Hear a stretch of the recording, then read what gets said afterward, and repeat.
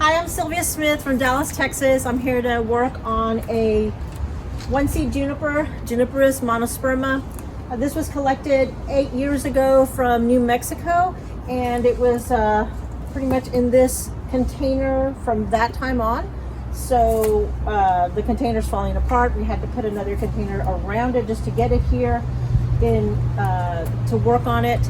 But we're going to do a lot of work on it. So we're going to invert it and really work on it. So I'm not going to do a lot of root trimming. The reason for that is I want to make sure to keep the tree as healthy as possible. We're going to be doing a lot of work on it, so I don't want to stress the tree out too much. En route, it did lose a branch, so that happens from time to time. So we're going to go ahead and remove that. And I did tear my rotator cuff. I don't have a splint on right now, but I do have some friends that are going to help me out to repot the tree. So we're going to go ahead and get started.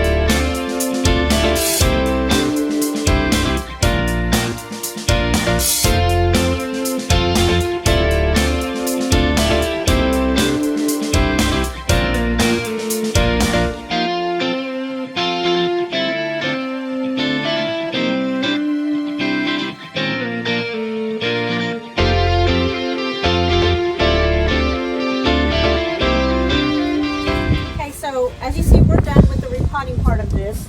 We didn't really do a whole lot to the roots except for comb out one of the sides. The only cutting that you saw me do was very minimal cutting to just get down to the live part of the roots. A lot of those roots were in very mucky pumice. So the pumice that you use whenever you're collecting, it's really important that you sift the pumice so that way this pumice is nice and clean.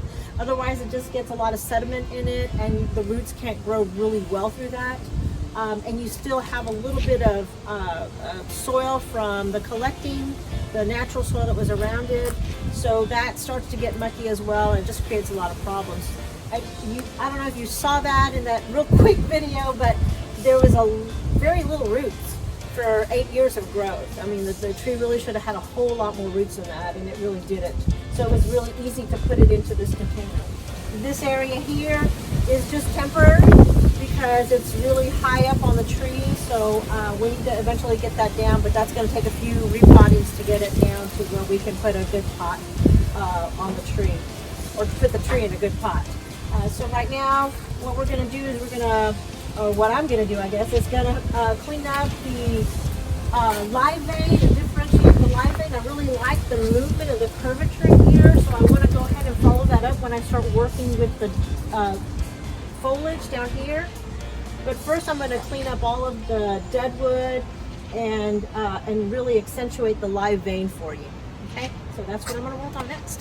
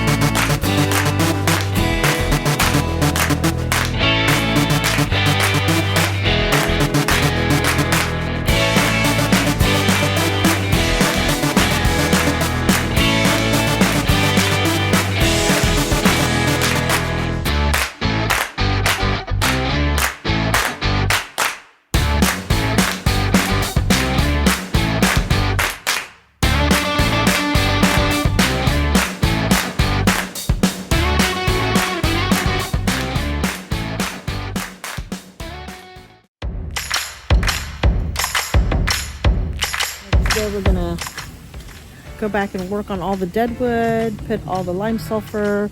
I'm gonna treat the wood down here with the wood hardener so that way it doesn't continue to rot, where it was a little bit soft still from some borers that it had in the past. And then just clean up the rest of this little the smaller dead wood, and treat it all with lime sulfur. The lime sulfur that I'm going to use is going to be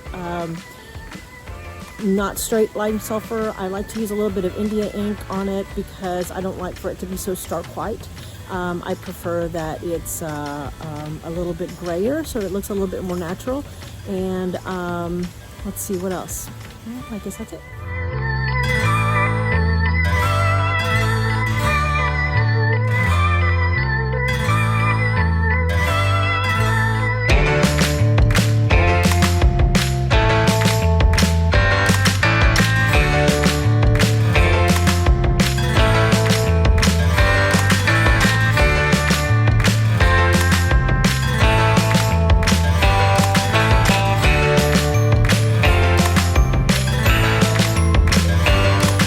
So I've gotten to the most fun part, and I had a little help to prop up the tree a little bit.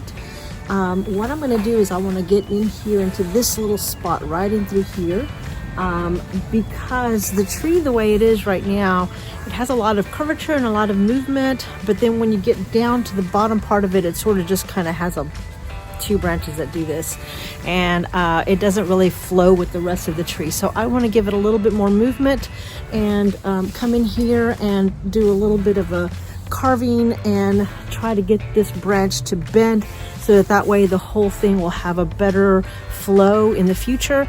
Some of the branching that we're going to have is going to be obsolete in the future, so we always want to think about the tree in terms of what we want the tree to do in the future. And so that's what I'm going to do right now.